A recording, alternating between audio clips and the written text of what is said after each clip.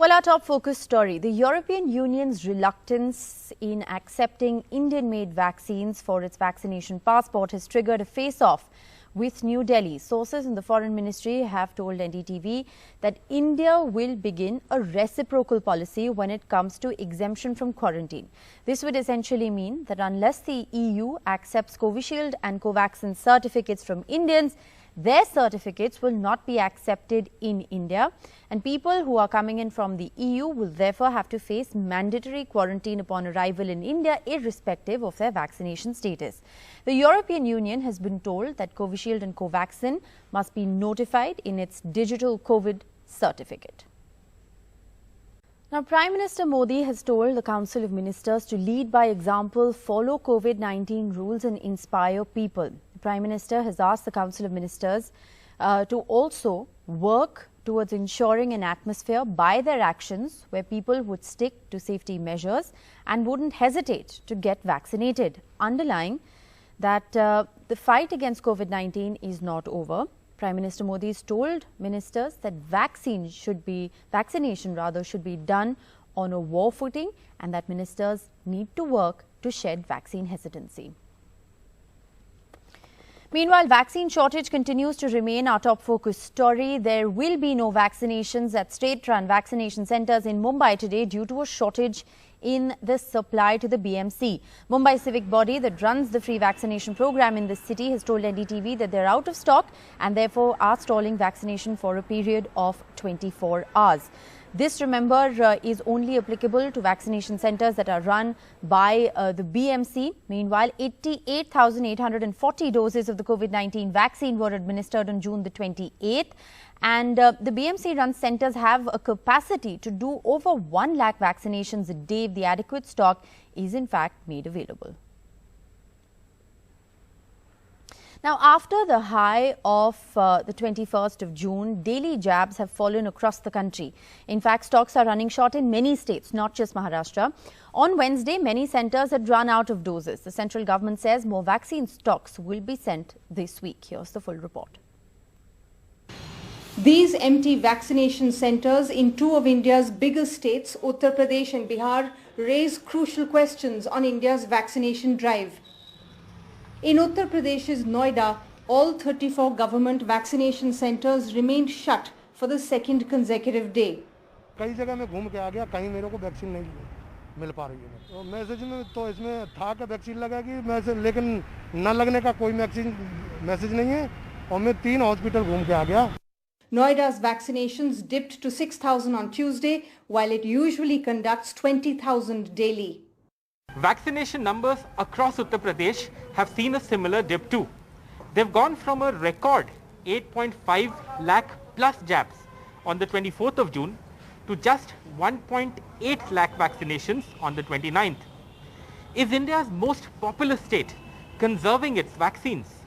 In Patna, vaccinations have dipped from 76,000 on the 25th of June to 21,000 on Tuesday. Most of the government's 160 centres have run out of doses.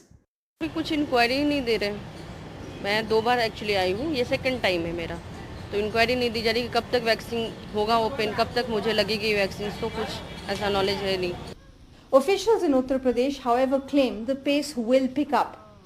कल जो है कुछ कम टीके लगे हैं, परंतु ये जो जून का उत्तर प्रदेश सरकार ने लक्ष्य रखा था कि पूरे जून के महीने में 1 करोड़ टीके लगाए जाएंगे, वो लक्ष्य हम 24 जून को ही प्राप्त कर चुके हैं और तेजी से कैपेसिटी जो क्षमता है उसको बढ़ाया जा रहा है और 8 से 10 लाख प्रतिदिन टीके लगाने की क्षमता की जा रही है और जुलाई में इसे बढ़ाकर 10 से 12 लाख टीके किए जाने का प्रयास किया जा रहा है।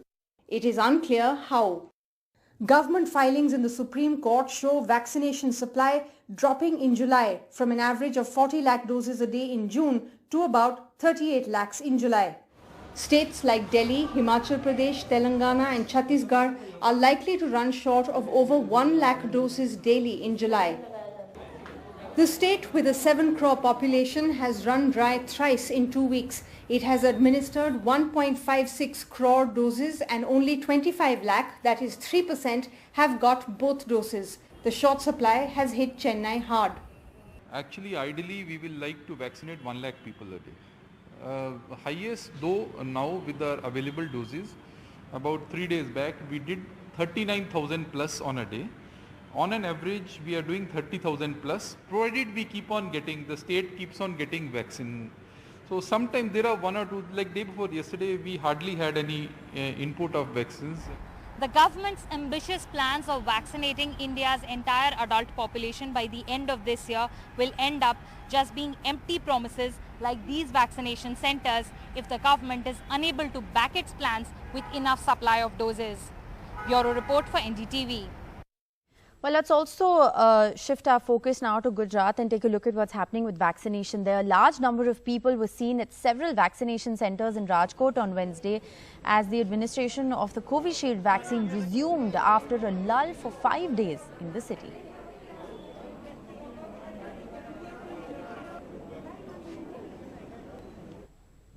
Well, our big political focus, Punjab Congress leader Navjot Singh Sidhu, whose long-standing feud with Chief Minister Amrinder Singh has contributed hugely to the crisis in the party's state unit, met Rahul Gandhi at his home in Delhi yesterday. The meeting took place just a day after the former Congress chief declared that he had no meeting scheduled with the cricketer turned politician. Now, yesterday, Mr. Sidhu met with Priyanka Gandhi Vadra for a full hour. Discussions were held. While the details of their talks are not yet known, but Navjot Singh Sidhu in fact tweeted out a picture of his meeting with Priyanka Gandhi.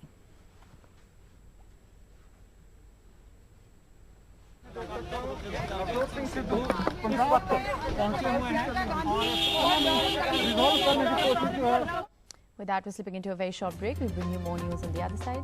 Stay tuned.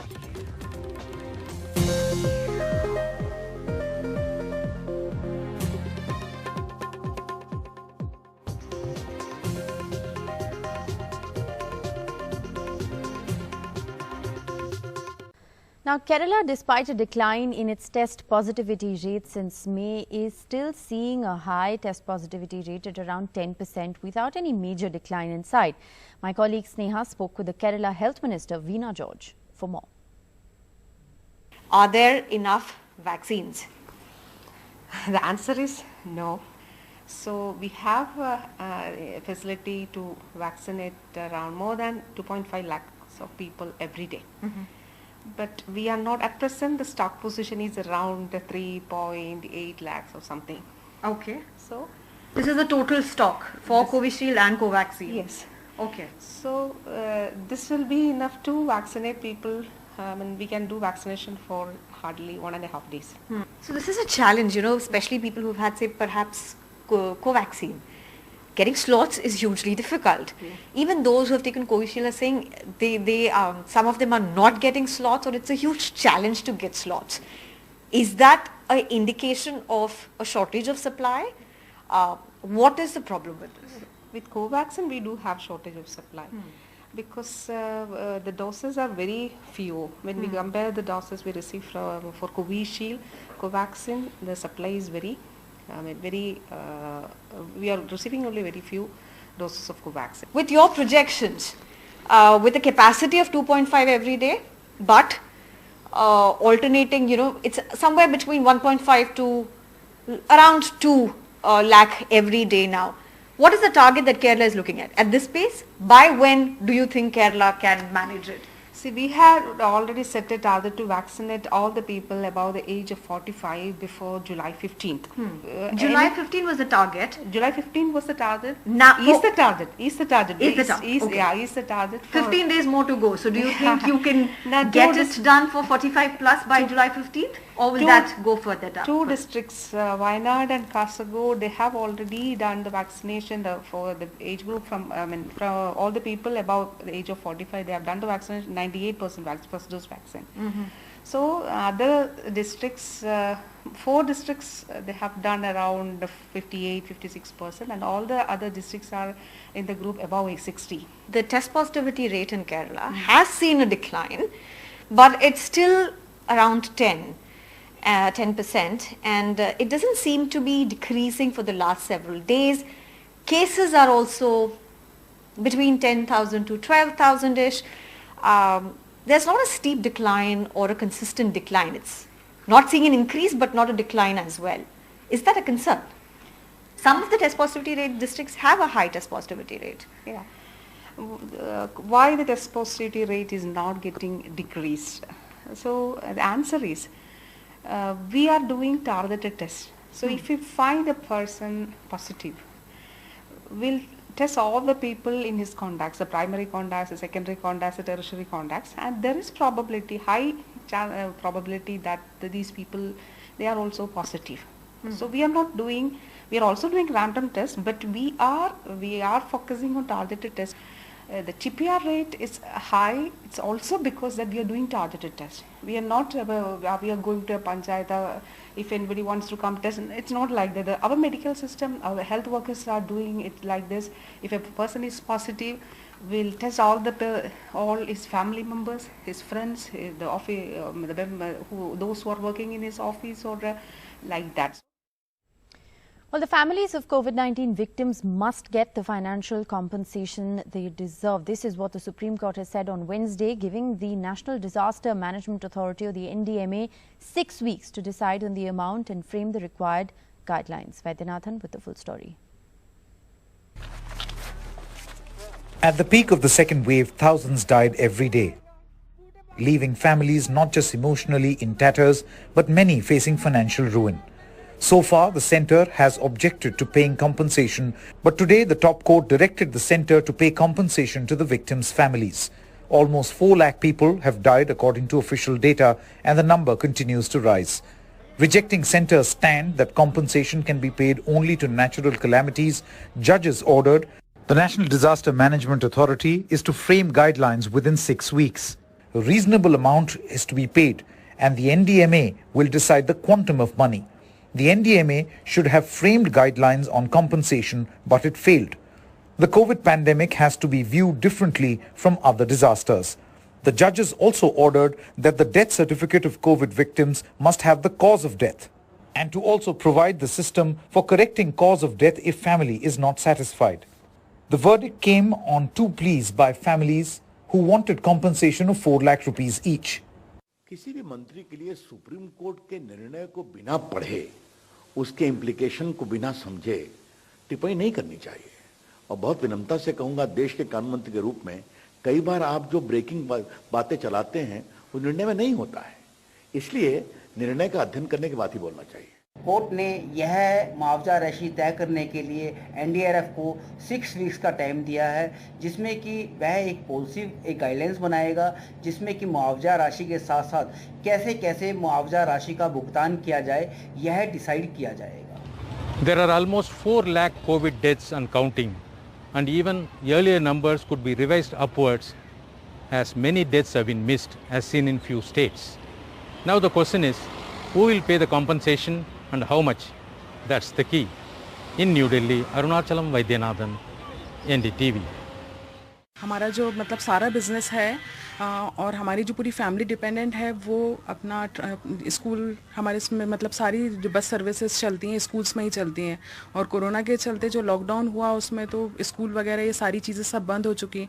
Transportation तो पूरी तरीके से बंद था ही था। जब हमने हमारी मदर इन लॉ को अपना हॉस्पिटल में हॉस्पिटलाइज़ किया तो प्राइवेट हॉस्पिटल्स के तो बहुत ज़्यादा अपना चार्जेस वगैरह हर एक चीज़ बहुत ज़्यादा थे, और उनकी मतलब जो तबीयत थी वो स्टेबल हो ही नहीं पा रही थी। तब भी हम लोग को बहुत ज़्यादा दिक्कत हो रही थी ये सारी चीज़ें अफोर्ड करने में, क्योंकि ऑलरेडी 5-6 महीने से अपना लॉकडाउन चल ही रहा था, और फिर जो बस की गाड़ियों की जो अपना EMI है, ये सारी चीज़ें, ये सब चीज़ देनी हो के पड़ रही थी। ये सारा अपने पास से ही वो सब कुछ करना पड़ रहा था। उस टाइम गवर्नमेंट ये कह रही थी कि जो भी अपना कोरोना से जिनकी भी मतलब परिवार में जिसकी भी मृत्यु होती है तो वो 4 लाख रुपए मुआवजा देंगे।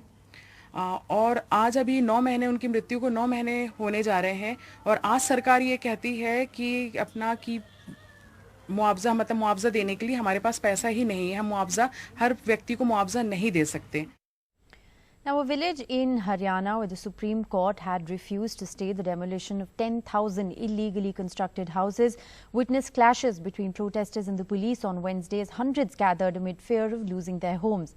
Faridabad district's Khodi village near Delhi saw locals being beaten charged after the policemen were attacked with stones.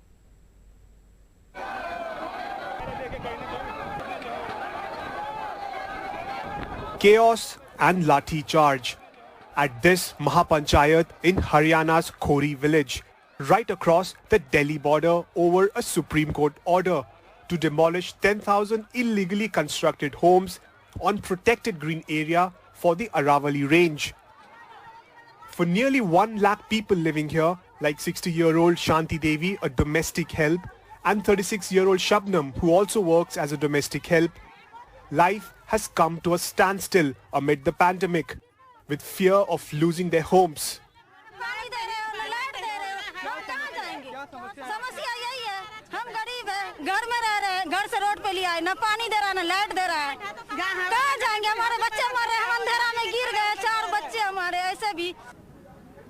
After the violence, a prominent farmer union leader led this protest at the local police station. 1 lakh लोग एक दिन में नहीं बस गए हैं, 1 लाख लोग 6 महीने में नहीं बस गए हैं। ये 50 साल से 40 साल से यहाँ बस रहे हैं और जो पहले अधिकारी थे वो रिश्वत लेते रहे, इनको जगह देते रहे। उनके खिलाफ कार्रवाई क्यों नहीं, आखिर किसने बसाए? The fate of over 1 lakh residents of Khori village now hangs in the balance, with the next hearing slated to be on 27th of July in the Supreme Court. These residents claim that the orders of demolition not only demolishes their houses and the places where they have lived for decades, but also their lives. The camera person Mohammad Mursaleen, Amakshi Dongre for NDTV. Now, well, an RPF constable has saved the life of a passenger who fell trying to get down from a running train in Mumbai's Borivali railway station on the 29th of June. Those are, of course, extremely shocking visuals that we're putting out on our screens, where a man trying to get down from a moving train at the Borivali station almost fell. That could have been a life-threatening accident. However, you can see a railway police officer rushing to his rescue. With that, we're slipping into a short break. We'll bring you more news on the other side. Stay with us.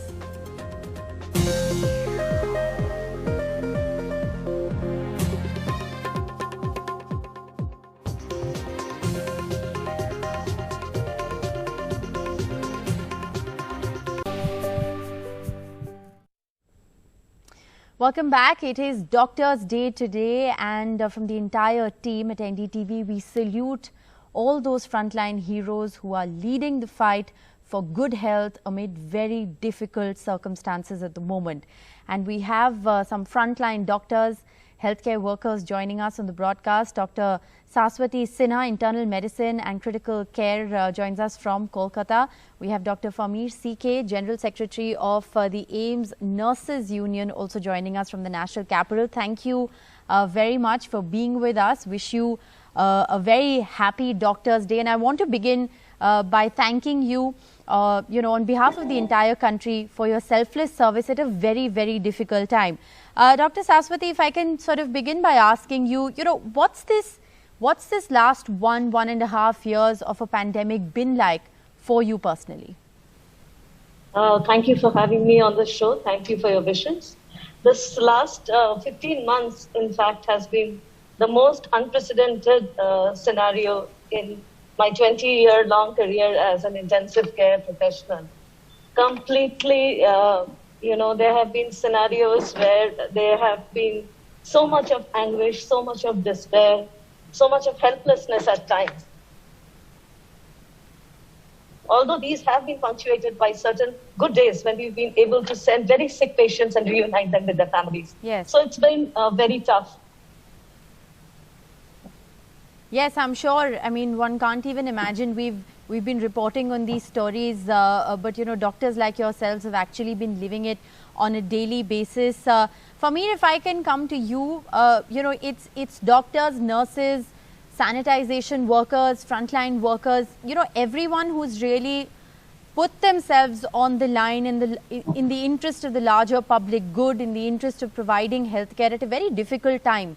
What's it been like for nurses, often behind the lines, unsung heroes?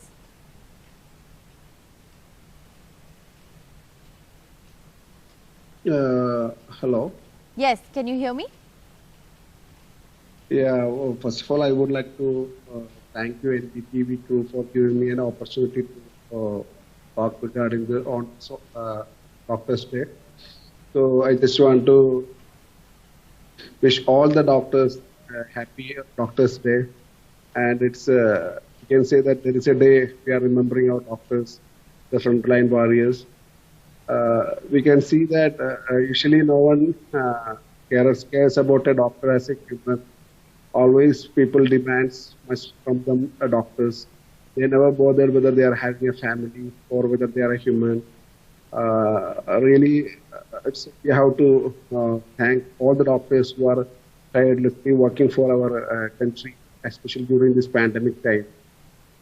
Being a nurse, I can see we are just very near to the doctors and how they are struggling for our country, for the patients, by sacrificing their personal life, family, and how they are doing good to the community and the society, Yes. or the way they are.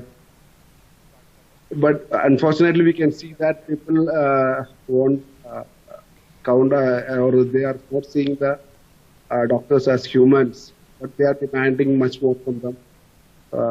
So that's a Yes. pathetic situation. Yeah. You know, I think it's very important that we acknowledge, Dr. Sinha, just how difficult this year has been for doctors who, you know, might have become superheroes in this last 1.5 years of fighting the COVID-19 pandemic, but are also very human at the end of the day. You know, a lot of doctors like yourselves have made several personal sacrifices during this time. Tell us a little bit about how this year has been for you personally. Personally, this year has completely changed my life as an individual on my personal front. My parents live in the same city, just about 10 kilometers from where I live. I did not meet them for 7 months. And even now when I go, it's a sense of fear. I'm always masked up, sitting several meters away from them. Every night when I come back home, I have sort of isolated myself from the rest of the people. It's very difficult, completely cut off from all kind of social, Yes. interactions. And every day the fear of bringing an infection home is still there. Right. And what about you, Famir? We know that there are a lot of nurses who, work in city hospitals, for instance, but they come from far-flung areas, and one has heard stories of nurses who haven't returned home for several months on end. They haven't met their families, their parents, or, you know, in some cases haven't even seen their children. Yeah, ma'am. It's a tough situation, and it's the other side of the coin. You can see that many of the nurses, as Madam said, they are not seeing their family. Many times it happens that they are not able to go to our family. They are also because of the fear of infection, maybe because of and really sacrificing our personal life. Yes. Especially the second wave, we can see that we have to the whole, all the vacations, everything, and everyone is struggling for entire nation. But, you know, Dr. Sinha, despite the personal sacrifices that you all make on a daily basis, what keeps you going? What keeps you motivated? You know, the pandemic hasn't ended. We may have a temporary relief at the moment with cases down, but there is anticipation, talk of a third wave. What keeps you motivated? What keeps you going despite all the hardships that you face professionally and personally? See, basically, when you take up a job of a doctor or a nurse for that matter, and especially if you're dealing with intensive care, this has been multiplied several times in magnitude. But each time you can send a very critical patient back home, reunite them with their families. I think this is what gives us the biggest joy. Right. So it is in a certain sense job satisfaction that really keeps you motivated. Famir, what about you? You know, what keeps you going? What keeps nurses going? I mean, you know, often, like you said, there are so many nurses who come from far-flung areas in the country. They haven't gone back home, especially, you know, the second wave of COVID. Seeing people, serving people on a daily basis, many of whom, especially in the second wave, didn't actually make it. What keeps you motivated? What keeps you going? Definitely, madam, as we see that we can see the patients at our ward. They are helping us. They really need our help. And today, I just completed my course and I'm here for this. Even though the second wave comes to an end or is going out, but still we are having hospitals. We want to take care of them. And if they are able to come back to the normal life, that's the greatest reward that we are getting. And we are getting more pleasure by taking care to a patient. And during this COVID, you can see that clearly the patient is helpless because he is not able to take care of himself. He is able to go to his family. So by talking with them, by giving care, a joy for us, and gives a satisfaction and make us go back to the duty. Right. So saving lives and seeing patients go back home to their families, recovering, has of course kept you going. I think that's a common sentiment that you both share. But Dr. Sinha, if I can come back to you, how prepared are we, both in terms of infrastructure support and mental health support for healthcare professionals going forward? Because, like I said at the very outset, the fight is not over. This fight continues.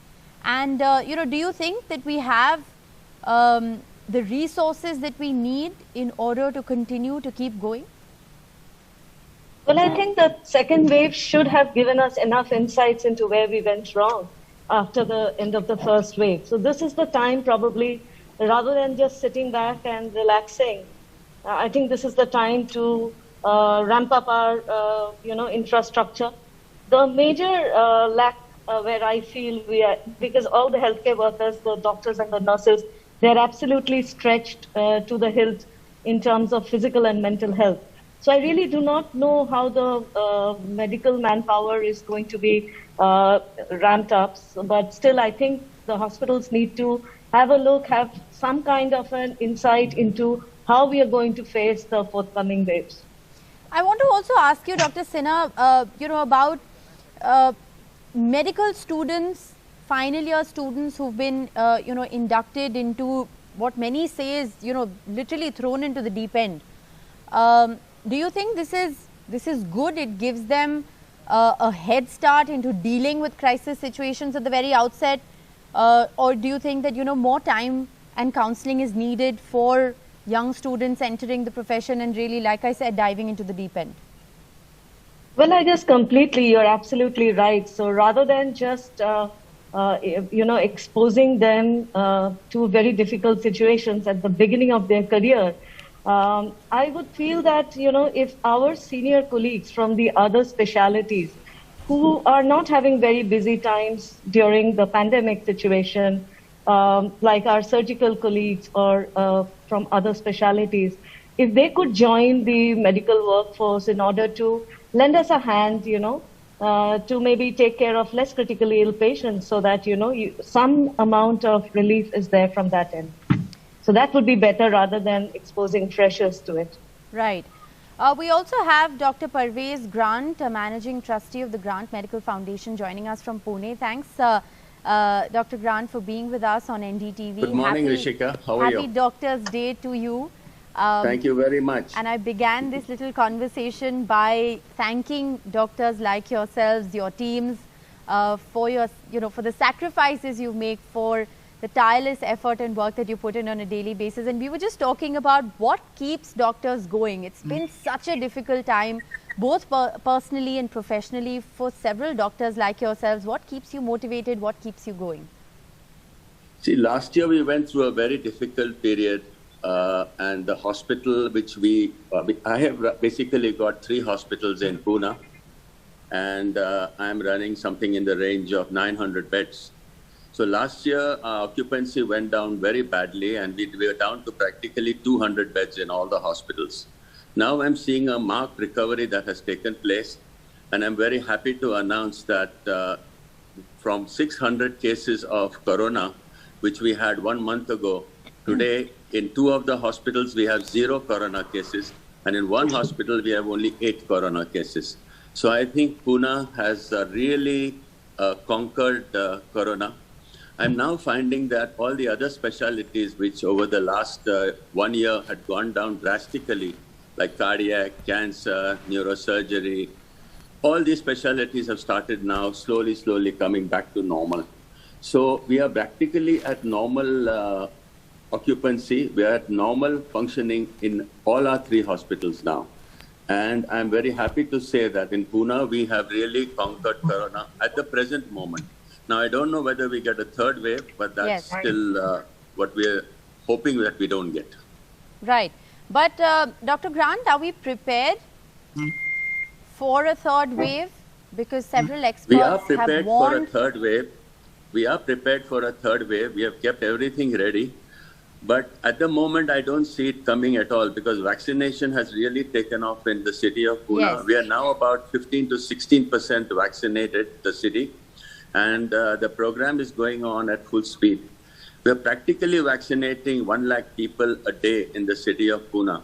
So hopefully we will not get a 3rd wave, but I don't know what's going to happen in the peripheral areas because at the peripheral areas... Yes, and I think, you know, because you talk about vaccination, I think that's extremely key as well, and many believe that hopefully the 3rd wave, as in when it comes, won't be as severe as what we saw in the 2nd wave. But speaking of the 2nd wave, Famir, if I can come back to you, you know, dealing with the aftermath of the 2nd wave, a lot of us, you know, as journalists also continue to relive those stories, you know, in our heads, and we've seen those stories, we've reported on them, but you've really lived through them on a daily basis.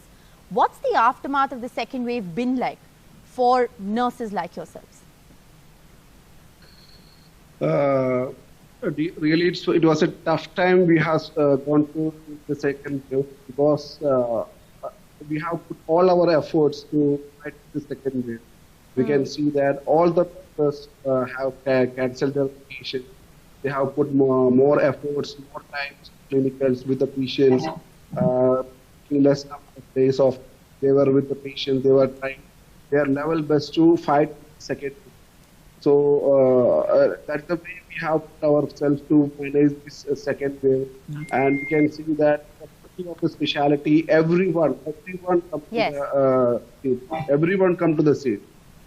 Even the doctors, we can see they have left their specialty. Yes. Psychiatrists, ophthalmologists, even BDS doctors were with the front. Yes. They are fighting for. Okay. And somehow we managed to overcome the 2nd wave. Yes, well, it's been all hands on deck, no doubt. Dr. Sinha, Famir, Dr. Grant, thank you all very much for sparing your time, being with us on NDTV, and once again, thank you for your selfless service. Thank you so much.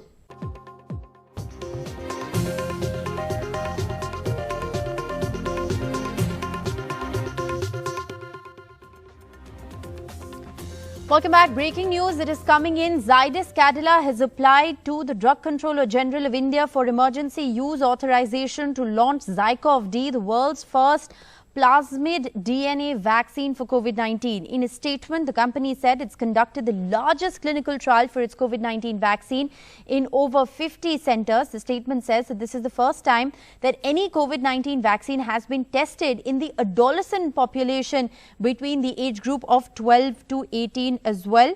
We have the statement of the company with us at the moment, and the tolerability was similar to that seen in the adult population. The primary efficacy, according to this statement, is 66.6%. It's a story we'll continue to track. We'll bring you more details on this in just a bit. But for now, let's shift our focus to the other big story that we're tracking today, which is the monsoon. Well, where is the monsoon in parts of northern India? And 7 degrees more than normal, Divya, is the temperature. So clearly heat wave conditions prevailing at the onset of July. What more can you tell us? Absolutely, Rishika. Where is the monsoon? The big question. Monsoon usually reaches the national capital around the 27th of June, and here we are on the 1st of July, and there's no sight of it. And the temperatures are rising because of the lack of monsoon in parts of Rajasthan as well as parts of Delhi. So you can see the temperature is 44.4 degrees Celsius. That's 5 degrees more than usual in Churu. In Srinagar, the temperature is 44.1 degrees Celsius. Again, 5 degrees more than it should be. Agra up by 6 degrees, and like you mentioned, in the national capital, 43.5 degrees Celsius. 7 degrees more than it should be, which means heat wave conditions are prevailing in the national capital. In fact, we can expect that even in Aligarh, the temperatures up by 6 degrees. So is the case in Chandigarh. Amritsar, almost 41 degrees there. And of course, here you can see that the temperatures across, whether it's Punjab, Haryana, as well as parts of Chandigarh, as well as the national capital, where the temperature is in fact 5 to 6 degrees more than the usual. Like you mentioned, the monsoon has been stalled. In fact, it's been stalled from the 19th, from this portion, but from the 13th, it hasn't covered areas, and the IMD had expected monsoon to cover most parts of the country, in fact, way before time, around the 14th of June. And here we are, we're expecting monsoon to be delayed by almost 6 to 7 days, and that's when we can expect monsoon to make its entry into Delhi around the 7th of July. Rishika?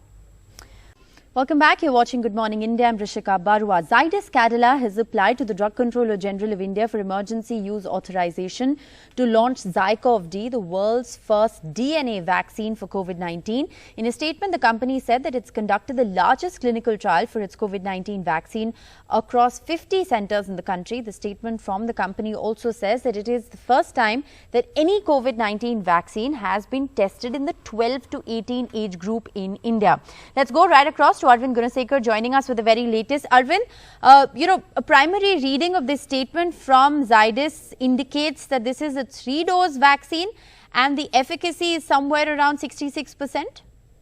Yeah, Rishika, in fact, Zydus Cadila has applied for emergency use authorization with the Drug Controller General of India. According to the statement that they have filed it before the stock exchange, what they are saying is that they have applied for the emergency use authorization with the interim results of the phase 3 data. And according to the phase 3 trials data, it shows that the efficacy is somewhere around 66.6%. That is over 66%. And then they have applied with the interim data with the Drug Controller General of India.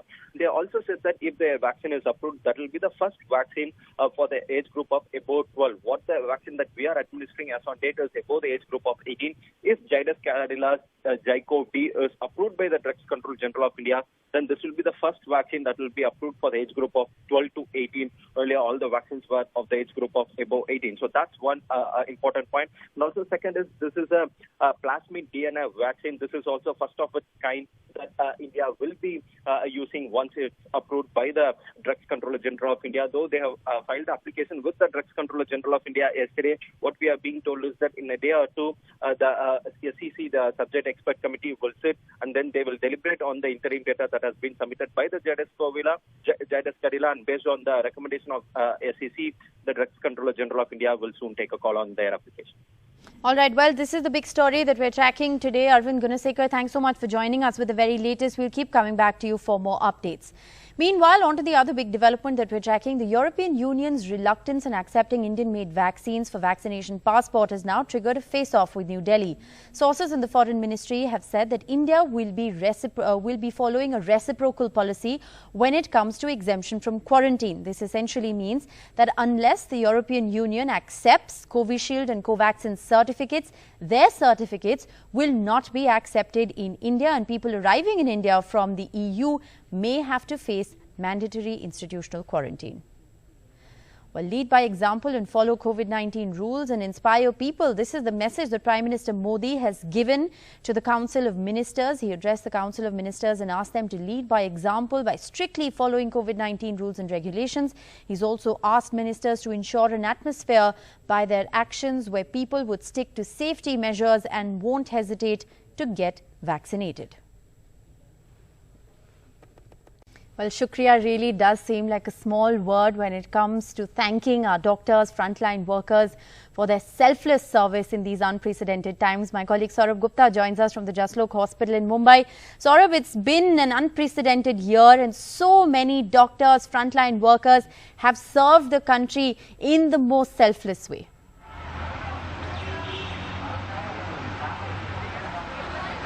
Absolutely. absolutely. You know, the year of the pandemic has shown us perhaps what and how important the main sort of soldiers of the healthcare system are. And here, of course, at Jaslok Hospital, they're celebrating Doctors' Day by giving them a superhero touch. You know, this, of course, installation portraying doctors and healthcare staff as superheroes, and that's perhaps the theme of Doctors' Day around this year, given the fact that it's been a difficult year. I have with me Dr. Prem Nagnath, who's a elder care specialist at the Jaslok Hospital and has been at the forefront of the COVID battle at the hospital. How difficult has it been as a year, sir? Thank you. First of all, happy Doctors' Day to all the doctors around. Yeah, it's been a pretty unique year, as we all know. I mean, nobody in the starting of 2020 thought that there is actually going to be a pandemic. But as we went ahead and battled through, it has been pretty much, you can say, recognition of inner strength, long hours, of course, and I would say staying away from family. Staying away from family has been there, but I would say when I used to go back as well, my wife was also doing COVID duties, so we both were involved. And yeah, it was a lot of sacrifice, but at the same time, I mean, you are a doctor, you need to do it and you need to do your best.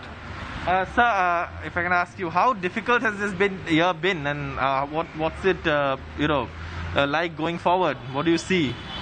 It was a very difficult situation to be start with early on. Like it hit the country around December and November, but it hit in India around in March. So we were earlier come to know about this, but we were not so well prepared. Right. But whatever preparation we did, we started taking patient in March. Right. But to be frank, we have in a small area which we designated earlier on, and later on, now as and when we have to know. I think hours and everything increased along with that, and the process become more and more streamlined after that. So that's perhaps the theme around this Doctors' Day, portraying them as superheroes, because really it's been a year of challenges and they've stood up to it and delivered their service to ensure that people's lives are saved. All right, thanks Saurabh for joining us. Let's go across to Dr. Jaleel Parker, Senior Pulmonary Physician, Leelavati Hospital, Mumbai. We also have Dr. Sumit Ray, Head of Department, Critical Care Medicine, Holy Family Hospital. Thank you, doctors, very much for being with us on NDTV, and happy Doctors' Day. Like I said at the very outset, Shukriya is a very small word when it comes to thanking you for your selfless service in these unprecedented times. Dr. Parker, you know, what's it been like in the last 1.5 years? It's been an extremely difficult time for doctors, frontline workers. What keeps you motivated? What keeps you going? Well, of course, it was a very difficult time. But we have tided over the crisis not once, twice. I think it is just the sheer resilience of the whole health fraternity, whether it is doctors. I think we should have this thing of inclusiveness, where we should also consider the sacrifice by the nurses, the technicians, ward boys, nursing attendants, security, and even the people who serve these patients in COVID times in the wards, the hospitality. Hospitality also plays a very important role. Yes. So we have, I mean, we all have struggled. We've all had our ups and downs, you know, frustrations coming in, fatigue coming in, tiredness coming in, irritability coming in. But I think at the end of the day, we feel for the patient, and that is why we all rise over these, times and see to it that we give our best to all the patients. And we are very, very grateful for the patients to having and their families to have bestowed their trust in us in treating them. Though there are minor incidences, but those are minuscule. So we thank everybody for all the support they have given. We thank the ones who are outside, whether it is the police force, whether it is the fire brigade, the health workers. Yes. Everyone has sacrificed. Everyone has sacrificed, and the governments have done their best in seeing to it in these pandemic times, how to get over it. It's not easy. It's really not easy. Yes.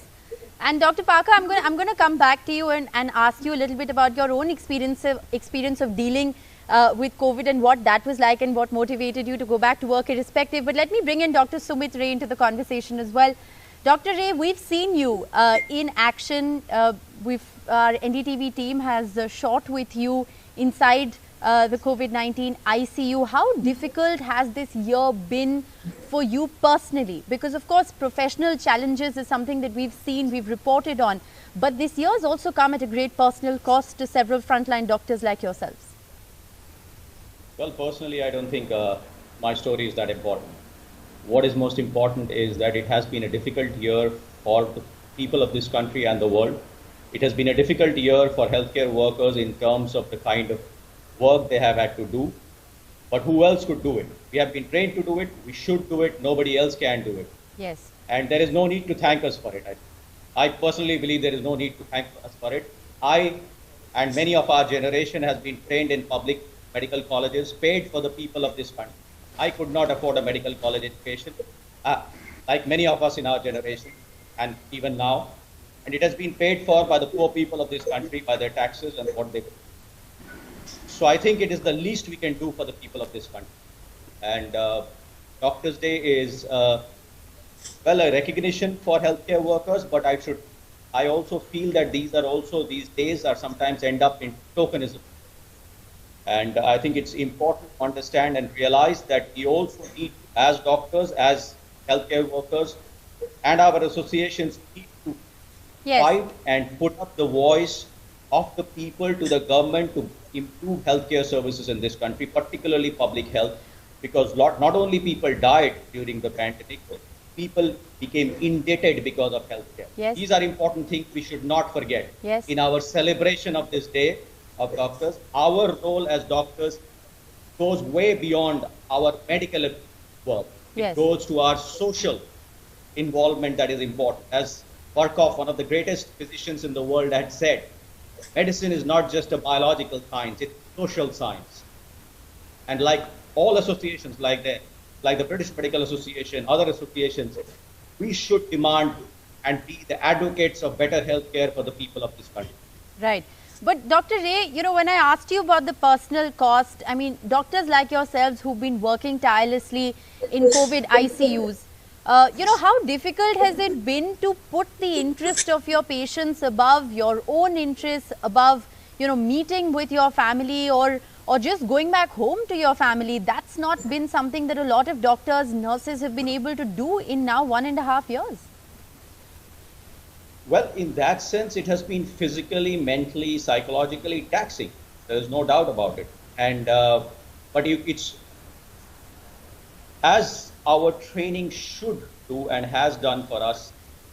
Our patients should become the priority in a crisis like this over our personal problems.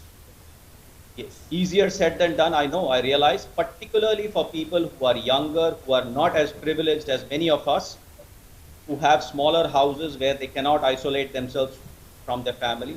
These are important things. I understand that. It has been difficult time for them. Absolutely. And also more psychologically, the reason being that we have never lost so many patients in a short period of time. And that has its and triaging, etc. patients has its psychological effects on us. It affects us, it keeps us awake even after the surges have happened. At night, we think of those we could have done better for. Right. Dr. Parker, you contracted COVID-19, you fought it and you came back.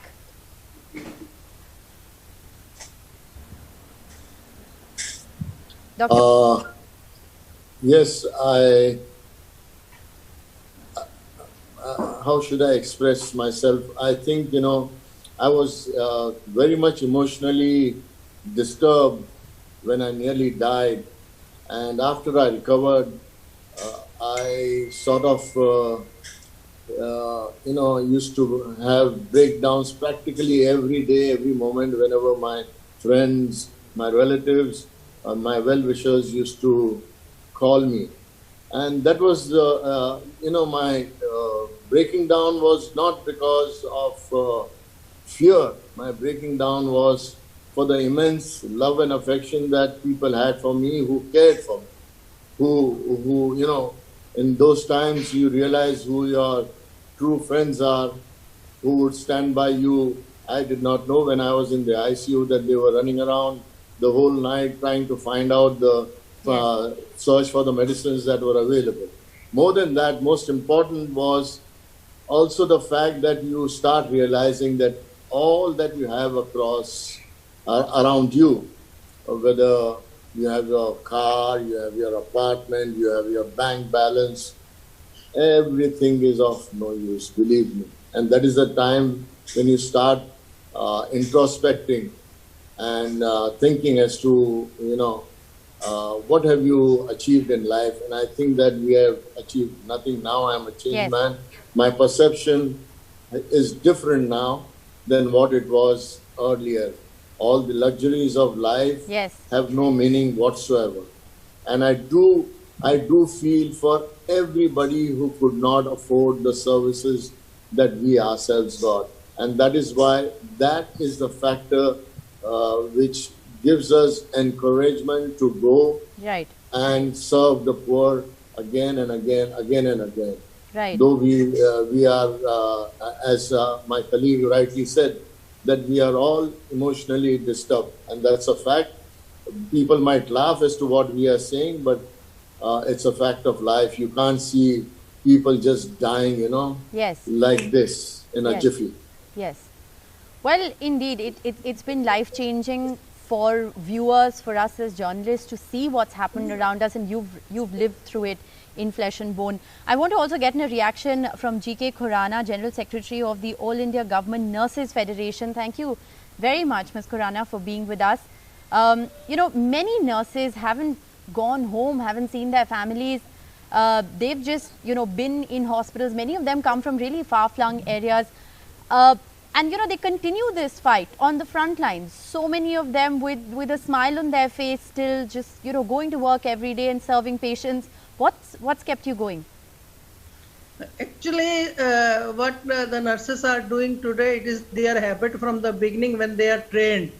We are taught that you have to serve the human being, whatever the disease may be, whatever the condition of the patient may be. And this is very serious pandemic has come now in the country, but we have managed all the swine flu, the dengue, the so many diseases came across with her, and so many people getting infected. And even now, even the deaths are not much more as it should be, but many nurses got infected and their families also got infected. But they never stopped serving after quarantining themselves, and when they became all right, then again they joined duty to serve the COVID patients. So nurses are always frontline workers, and their families suffer. They leave their children, they stay away for many days in the hospitals, and the accommodation provided by the hospitals. So I think along with the doctors, they are also much more frontline workers, because the nurses have to manage much more than the doctors. The doctors have to examine the patient and give the order, but the nurses have to carry orders and get all things procured what are the needed for the patients, right from the bed sheet to the machinery, to the medicines, to everything. So they are more work than any other, and the doing duties with the PPE kit on, with the mask tied on your face, and with the to give comfort to the patient. It's really a very hard job, but it is our job, and we have been doing it, and we will be doing in future also. Well, and this is the spirit that we salute today. Thank you all very much. GK Khurana, Dr. Jalil Parker, Dr. Sumitre, thank you very much. Shukriya, not just for your time on NDTV, but for everything that you've done. Thank you. Thank you very much.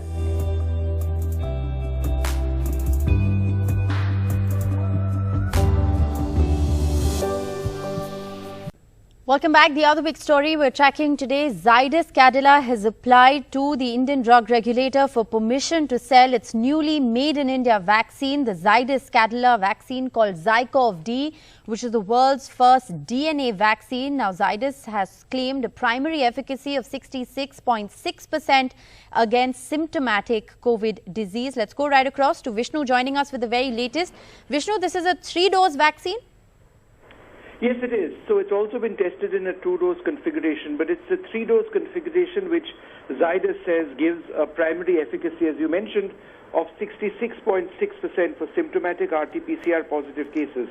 Now, the tests that they've conducted, and these are very significant tests, they say possibly the largest in the country, through 28,000 volunteers, was actually conducted partially during the Delta outbreak as well. So these efficacy numbers actually translate into its effectiveness, including cases of Delta. And that's particularly significant, not just for India, but for the world as well. Because remember, the efficacy of many other vaccines against the original strain of COVID was very, very high. But then it was found over a period of time that efficacy went down in dealing with Delta. But they are claiming 66.6% for symptomatic RT-PCR positive cases in their 3-dose regimen and 100% efficacy for moderate disease. So obviously there is a deferring impact given the seriousness of the infection or the severity of the infection in the trial process, obviously. So it's welcome news. The question now is, when will emergency use authorization be given? Now, a couple of other very important points.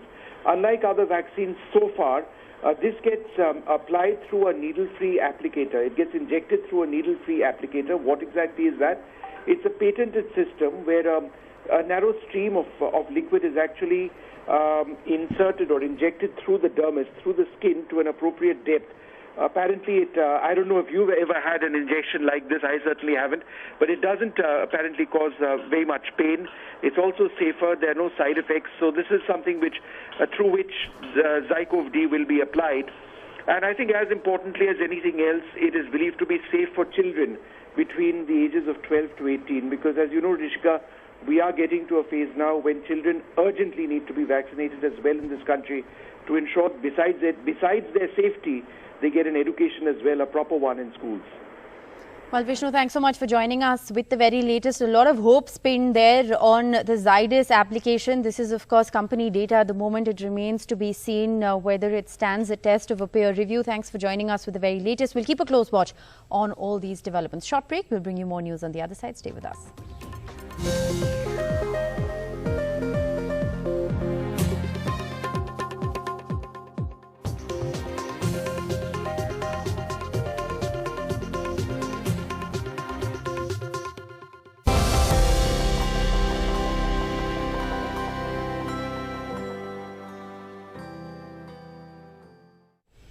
Welcome back to our special campaign, Vaccinate India, in partnership with Google. We're discussing any questions you may have about the coronavirus vaccines. We all take to Google to try and answer several of these questions. We have with us an expert doctor, Dr. Sandeep Diwan, Director, Critical Care, Fortis Memorial Research Institute, joins us from Gurugram. Thanks, Doctor, for being with us. Happy Doctor's Day to begin with. I want to ask you, one of the most commonly asked questions is about the effectiveness of the coronavirus vaccine. Different vaccines have put out different kinds of data. How can the layperson interpret this? See, most of the vaccines which are available in the country, and now we have another one from Zydus Cadila, which is getting approved. If you compare Covishield, Covaxin and Sputnik, are the 3 vaccines which are currently, and Moderna has just been received approval, are about 70% on an average effective. Now, right. Please understand, this is once you take the first dose, 60 to 70% efficacious. After the booster dose, and the duration is different for different vaccines, it increases the efficacy by 10 to 15%. So, for a layperson, what I would suggest is that all the vaccines that are currently available have gone through extensive clinical trials. They have very good efficacy and safety data, and any vaccine which is available to them in the nearby hospital or dispensary, they should go and take that jab. Right. The efficacy wise, there's not too much difference between any of the vaccines. Dr. Diwan, speaking of COVID vaccine effectiveness, are we any closer to answering questions on just how long does vaccine efficacy last? How long does the COVID-19 vaccine grant you protection from the disease? And, how soon are we going to need booster shots in addition to the current 2-dose regimen here in India? See, the data for booster shots will evolve over a period of time. Right. And as you are seeing, it has been evolving. We initially started with Covishield booster at 4 weeks, then the data came for 8 weeks, 12 weeks. So the government made it a booster, the rule now from the government says at 84th day. And now there's data coming that the antibodies from the first jab may last as long as 3, 4, 5 months, 16 weeks. So I think the booster shot will become more and more delayed as we move forward. Right. See, we have to understand, if after the first dose, you have enough antibodies and you have enough things to protect yourself from corona, yes, then there's no need to take a booster. So Okay. that will become more and more delayed. Okay. Well, that's interesting. And, the other most commonly Googled question is really about COVID symptoms, because one knows that as the disease has evolved, so has our knowledge about coronavirus symptoms. In the second wave of COVID, for instance, there were a list of new symptoms that doctors warned patients about. What more is known about the most common COVID symptoms? What do people really need to be aware of? See, the most common symptoms are still the same, which is fever, cough, fever in about 70 to 80% of patients. I'm talking about symptomatic patients. I'm not talking about asymptomatic, because there are a lot of asymptomatic patients who will not even come to know that they had corona and they just got out of it. Yes. So symptomatically, fever is the most common symptom still. And then the other symptoms are cough and breathing difficulty. These are 3 most common symptoms that generally patient would come with, and a little bit of sore throat. As the disease has evolved over the last 1.5 years, this year we have seen far more organs getting involved than last year. I'm a critical care specialist, so when we see patients in our ICUs, last year it was only a single organ involvement of the lungs. This year we have seen involvement of the lungs, and 26 to 30% patients had involvement of the heart also. Right. So, and kidneys also. So I think the virus this year, the strain, involved more organs as compared to last year. And is this because of a new strain? Yes. Last year, most of the strain was alpha strain. This year, 70% of the cases was delta strain, and WHO says delta strain is now present in 85 countries. So I think the strain change is the main reason. The virus also mutates and evolves, and that's why this new thing about delta plus strain being now seen in various cities of the country is becoming a little bit of an issue. All right. Well, thanks so much, Dr. Diwan, for joining us on NDTV. Thank you. Thank you very much.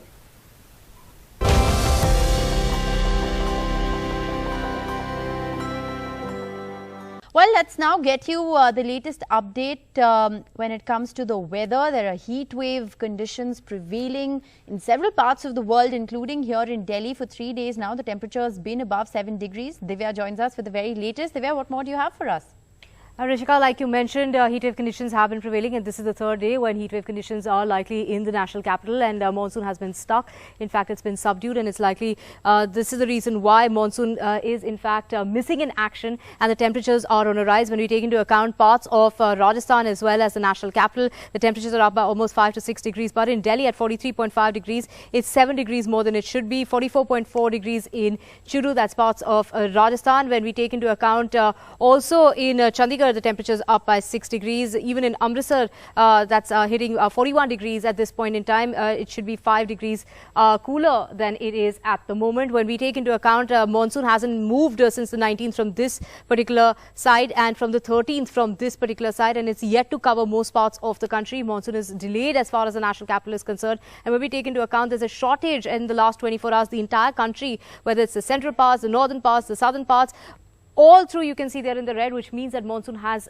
been running short in these areas. It's only in these parts of the east and the northeast. It's Bihar and the northeastern states where monsoon is giving it its best. In fact, when we take into account here, we can see from 2% yesterday, it's come up as far as the monsoon distribution over the season is concerned. Here, it seems to be coming down, whether it's the north, whether it's the south. Also, in central parts of the country, it's at about a 17%. And in the country surplus, that is coming down. It was 13% yesterday, and here you can see it's coming down to about a 10%.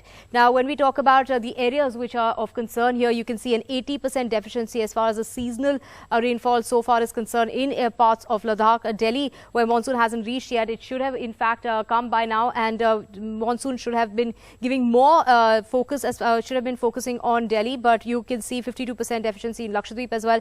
In Jammu and Kashmir, 48%. And there are other areas, especially in Kerala. This is where monsoon starts its journey. So here you can see a 36% deficiency in these parts. However, when we take into account the coming 24 hours, it's going to be raining heavily in Bihar. It's going to be raining also along the foothills. So you can see Uttarakhand also showers coming in. Also the case in Uttar Pradesh. So these are the areas where one should focus on. These are the areas of concern. Red alert warning as far as Bihar, Sub-Himalayan West Bengal, Sikkim, Assam and Meghalaya. Also other parts of the northeast is going to be raining heavily. We can see heat wave conditions in Rajasthan, also parts of Punjab, Haryana, Delhi, and also going in towards parts of Madhya Pradesh with strong winds coming in towards Gujarat. And that is what the weather situation is like. But to get you a ground report as to how bad it is in the national capital, let's go across to my colleague Akshay Dongre, who joins us. Akshay, 7 degrees more than the norm, 43.5 degrees, no respite in sight. In fact, the monsoon is delayed. It's not coming in till the 7th of July, according to the Met Office. Subdued activity is expected. However, light showers because of a western disturbance that we can expect between tomorrow and day after. However, it's only going to make it worse because, when it rains just a little bit, it gets only more humid and, you tend to feel even hotter. Akshay? Well, Divya, right now I am near Ayanagar, and in several parts of the national capital, the temperatures have been soaring way above the normal, and there is heat wave conditions. Even at this time, the temperature is approximately 37 degrees Celsius. So it's pretty bad as far as the ground is concerned. While many people have the luxury to stay inside in the air-conditioned rooms, many professions do not allow you to do that. I am joined by some of the mechanics here near Ayanagar who will tell us that what exactly does it feel like to be working, what exactly are they working under. भैया आप बताना सबसे पहले, आप लोग दिन में काम करते हैं, गर्मी बहुत ज़्यादा है, किस तरह से परेशानी आ रही है? बहुत परेशानी है जी, धूप इतनी हो रही है, बाहर भेजते हैं हमें, बहुत धूप है, हाथ पाँव काले हो जाते हैं, पसीना आता है, गाड़ी गर्म होती है, उसके नीचे जाना पड़ता है, बहुत ज़्यादा गर्मी हो रही है। पसीने मतलब क्या बताए कि ये चाहते कि अंदर एसी में बैठे रहे, बाहर निकले ना, बहुत गर्मी। आप बताइएगा भैया, किस तरह से गर्मी से निजात पा रहे हैं? गर्मी बहुत है, ज़्यादा परेशानी है। हाँ, काम काम करना पड़ रहा है लेकिन। और आप क्या कहेंगे इस बारे में? मैं तो सर यही कहूँगा कि जितनी गर्मी हो रही है, हाँ, और क्या कहते हैं, हमारे मजदूर लोग 1 घंटे ढंग से काम नहीं कर पाते।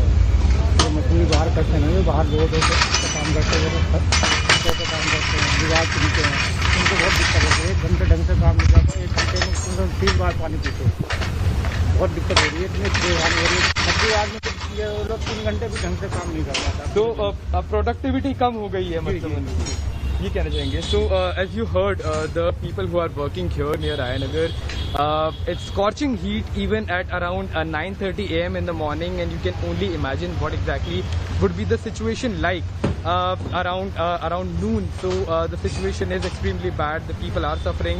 People are trying to manage somehow by keeping themselves hydrated. The healthcare experts also have been saying that people must avoid outdoor activities in such kind of heat wave situation where heat stroke is very much a possibility for those who are working outside, including me. So the situation is extremely bad. Let's get you the latest India COVID numbers. India has reported 48,786 new cases in the last 24 hours.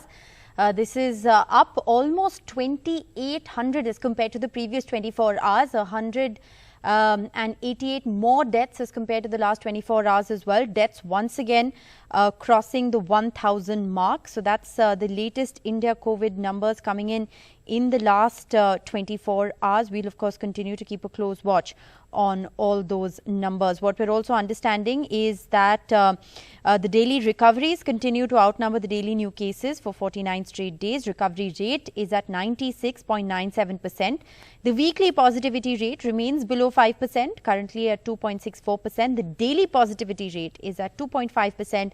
Now it's been less than 5% for the last 24 days. Testing has also been ramped up.